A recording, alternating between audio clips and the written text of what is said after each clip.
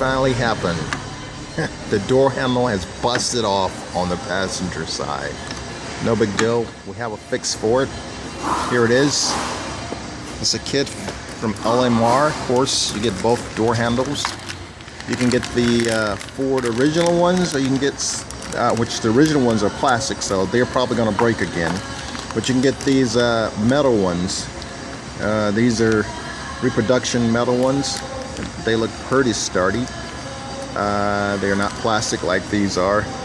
So let's get started.